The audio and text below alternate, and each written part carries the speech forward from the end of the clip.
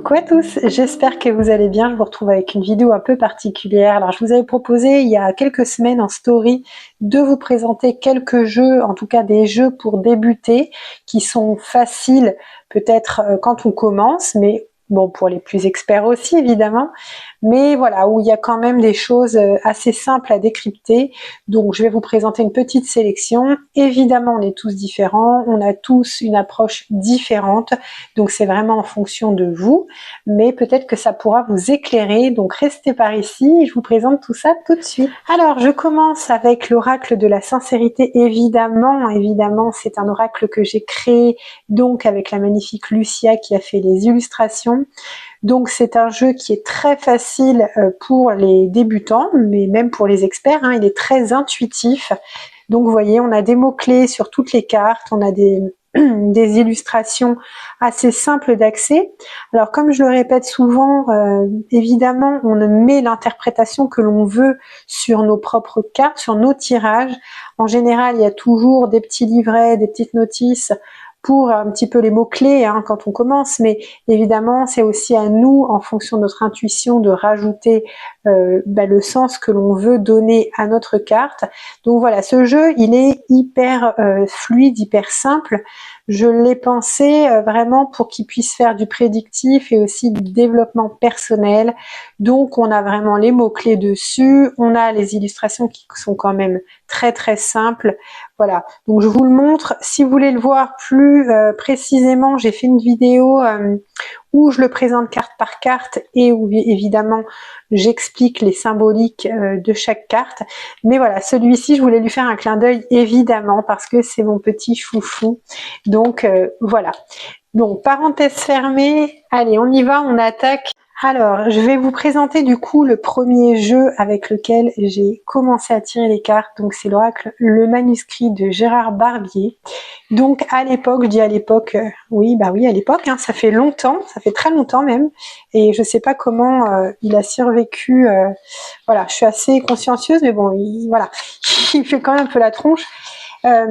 Donc c'est le premier jeu que j'avais acheté donc dans une petite boutique ésotérique sur Paris. J'avais pris mon petit train pour y aller, j'étais en région parisienne à l'époque, et il n'y avait pas en fait dans les Cultura, les Fnac, tout ce genre de choses, on n'avait pas tous les jeux comme maintenant.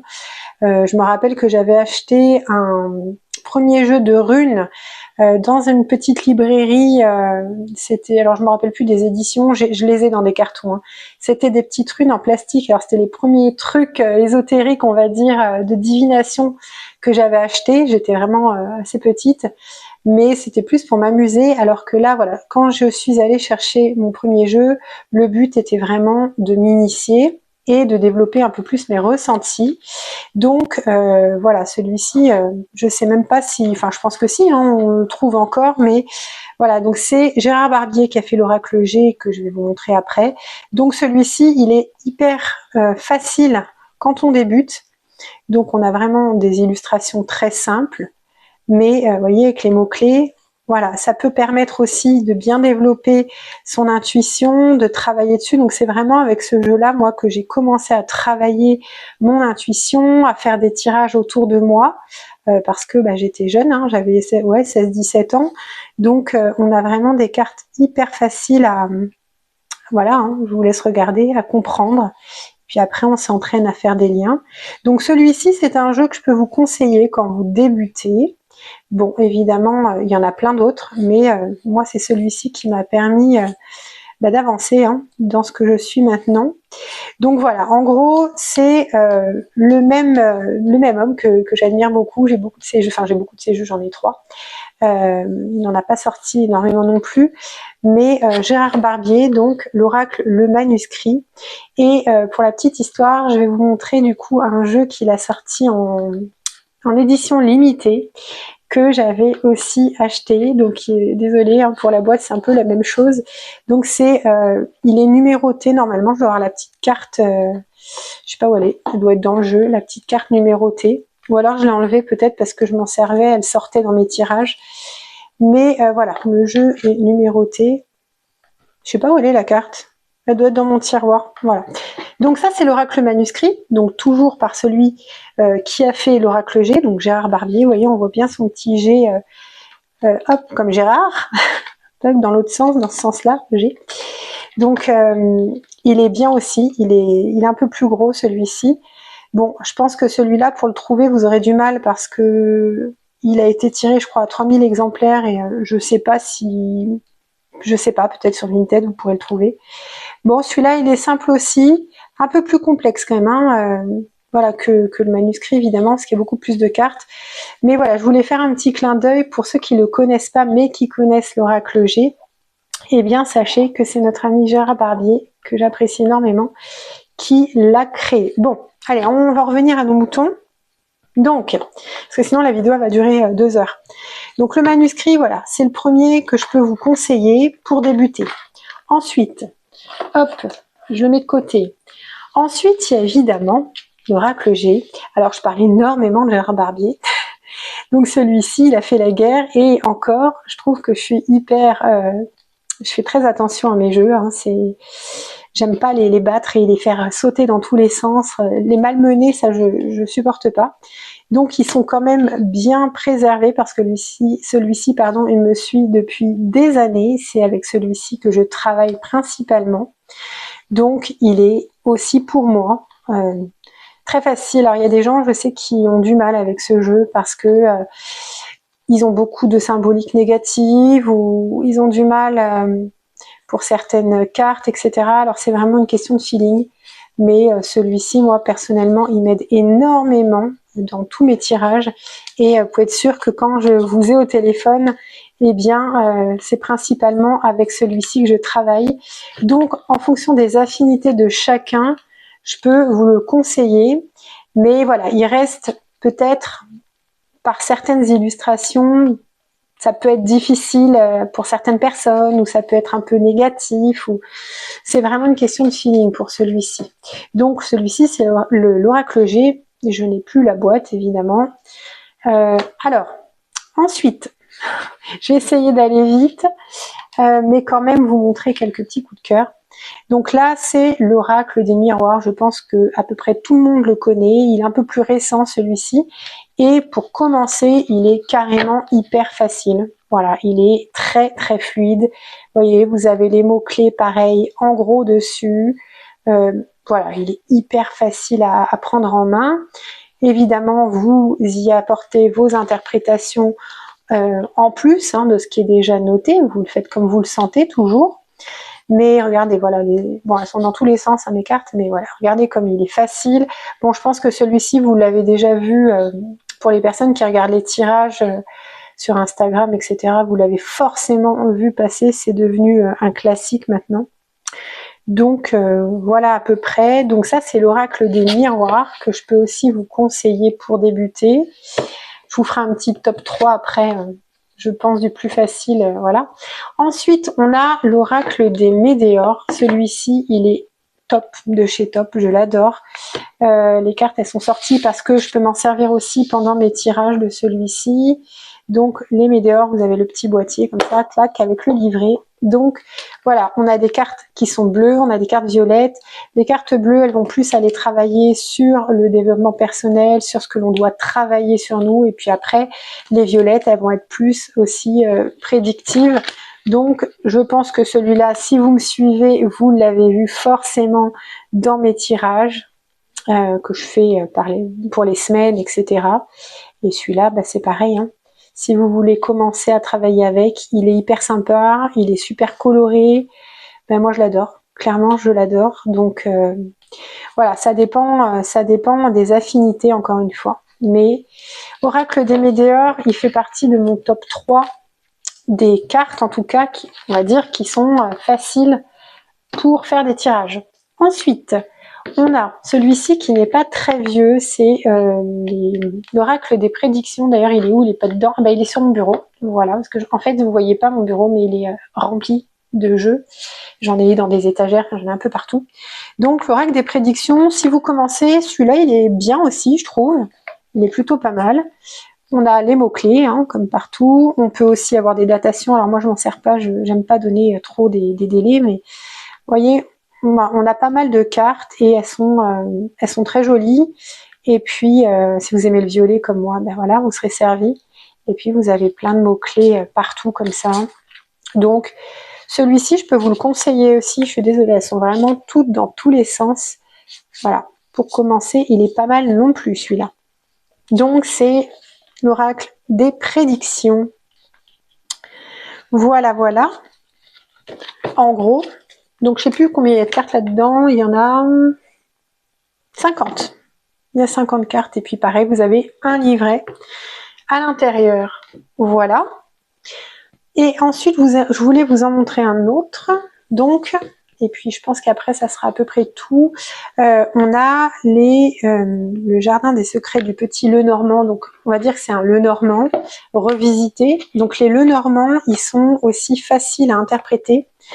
Vous en connaissez un, vous les connaissez tous. On va dire qu'après, ça va juste être le style de dessin, d'illustration qui va changer. Mais c'est comme les tarots, comme le Béline, vous avez une ligne, on va dire une ligne éditoriale, mais vous avez un sens à chaque carte. Et ensuite, une fois que vous en connaissez le sens, vous pouvez en avoir des différents.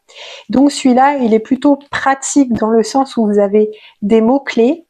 Et quand vous débutez, par exemple, avec le Lenormand, je trouve qu'il est plutôt sympa parce que, ben voilà, hein, vous avez tout, c'est comme le port-salut, c'est marqué dessus. Oui, je fais de l'humour. Donc vous avez quand même tous les mots-clés et tout, puis les cartes, je les trouve trop belles. Elles sont dorées comme ça, elles sont... Moi j'aime bien les petites cartes aussi à manipuler. Alors je vous dis ça alors que l'oracle G avec lequel je travaille le plus, c'est des grandes cartes. Donc quand je vous ai au téléphone, j'ai souvent tendance à les prendre, enfin à les tripoter dans tous les sens. C'est un peu un toc. Mais voilà, quand c'est des petites cartes comme ça, et ben voilà, je trouve que c'est vachement plus facile. C'est pour ça que le jeu qu'on a fait avec Lucia, l'oracle de la sincérité, on l'a fait petit aussi, parce qu'il est facile à tenir dans les mains. Ça, j'adore. Donc voilà, le Normand, pour commencer, c'est pas mal aussi. Si vous avez des mots-clés, donc vous avez les jardins, vous en avez plein, hein, les Lenormand, le jardin des secrets. Vous avez le miroir, comment il s'appelle déjà? Les rêves enchantés. Mais voilà, moi j'en ai pas mal des Lenormand aussi. Alors je m'en sers pas toujours, mais j'en ai pas mal aussi des Lenormand et c'est plutôt pas mal pour commencer. Voilà, et juste vous parler d'un dernier et après je vais arrêter la vidéo parce que j'aime pas les vidéos qui durent trop longtemps. C'est évidemment les oracles d'Isabelle Serre que j'adore. Donc voilà, vous avez le libération énergétique que j'aime énormément. J'ai les 4, hein. J'ai mission de vie, libération énergétique, celui du cœur et puis, bref, j'ai oublié l'autre, je suis désolée. Mais voilà, celui-ci c'est celui que je préfère. Donc il est bien aussi, je trouve. Plus pour voir ce que l'on doit travailler, ce que l'on doit libérer, c'est un petit peu le but du jeu. Donc je trouve qu'en association avec d'autres jeux, il est pas mal. Franchement, moi je l'aime beaucoup, Donc de notre chère Isabelle Serre, à qui je fais un coucou. Voilà, donc en gros les jeux, pour commencer, je peux vous conseiller tout cela. Alors il y en a plein des jeux, j'en ai plein, hein, mais je pense que les plus abordables, enfin les plus faciles pour l'interprétation, ça va être ceux-là, de mon point de vue évidemment, encore une fois, excusez-moi, je fais tout bouger, vous voyez, là j'improvise. Par exemple, vous voyez, j'ai l'oracle de la triade, j'en ai plein, hein. J'ai l'oracle bleu aussi. Alors l'oracle bleu, je m'en sers absolument jamais parce que j'arrive pas avec ce jeu, même s'il est magnifique, je n'y arrive pas. Et là on a l'oracle de la triade qui est très bien aussi. Mais, vous voyez, il y a des cartes comme celle-ci, là. Et il y en a une autre aussi. Elles me font froid dans le dos. Là, j'ai un peu de mal. Donc, ça peut m'arriver de m'en servir de ces cartes. Mais, parce qu'elles sont hyper cash. Elles sont très parlantes. Mais par contre, bah, il y a des illustrations qui, moi, je sais pas. Il y a un truc, des fois, j'ai un peu de mal. Donc, ça va dépendre du mood dans lequel je suis. Et je vais m'en servir si je suis dans un mood... voilà, mais si je suis pas dans un bon mood, je vais l'éviter celui-là. Il est très chargé, il est très particulier, il y a énormément de symbolique dessus. Alors là, il y a plein de symboliques, hein. Faut vraiment aller creuser pour avoir... il y a plein de secrets sur ces cartes, donc voilà. Mais celui-là, bon, je sais qu'il y a pas mal de gens qui l'aiment beaucoup aussi, et qui travaillent avec, et qui commencent aussi avec, mais moi, je pense que pour commencer vos tirages, celui-là, voilà. Attendez un petit peu, c'est mon avis évidemment, encore une fois. Voilà, voilà. Et puis après, évidemment, vous avez les petites cartes avec les messages, jours, etc. Et après, je vous laisse, c'est promis. J'ai aussi des imagiers. Alors, je sais pas si on appelle ça comme ça, des imagiers. Donc, en fait, ce ne sont pas des oracles de base, ce sont des cartes, voilà, des images. Et moi, j'aime énormément m'en servir pour certains tirages. Alors, pas pour les tirages quand je vous parle au téléphone, je ne m'en sers pas. Mais par exemple, pour des guidances sur mes vidéos, j'aime beaucoup les prendre parce que moi, ces illustrations, elles me parlent. Elles me parlent énormément. Et je trouve du sens dans tout ce qui ressort là. Donc peut-être que vous, ça vous parlera aussi, peut-être pas. Mais vous voyez, on peut prendre n'importe quel jeu, on peut prendre n'importe quoi finalement pour des tirages. Et en fait, ça va vraiment dépendre de l'interprétation que vous donnez. Et puis évidemment, ensuite vient l'intuition que vous rajoutez dessus. Mais là, on est vraiment sur comment débuter en cartomancie ou avec quel jeu débuter de façon fluide. Sans parler tout de suite de l'intuition. On travaille l'intuition après.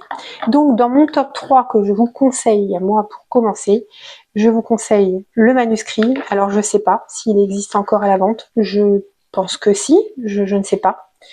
Donc, de Gérard Barbier. Celui-ci, il est très très facile pour commencer. En deuxième, je vous dirais peut-être l'Oracle des miroirs. Le mien, je le mets pas dans le top 3 parce qu'évidemment, c'est ma petite étoile, donc il est au-dessus de tous les autres. Voilà, c'était la parenthèse. Donc, top 1, top 2, je vous dirais peut-être le manuscrit. Sûrement même le manuscrit, parce qu'il est hyper facile aussi. Regardez comme il est simple, il est coloré, il est sympa, il est ludique. Voilà, il est pas mal celui-là, franchement. Et pour vos tirages, je peux vous donner l'Oracle des Météores aussi dans mon top 3, même si en réalité, je le fais passer avant celui-ci.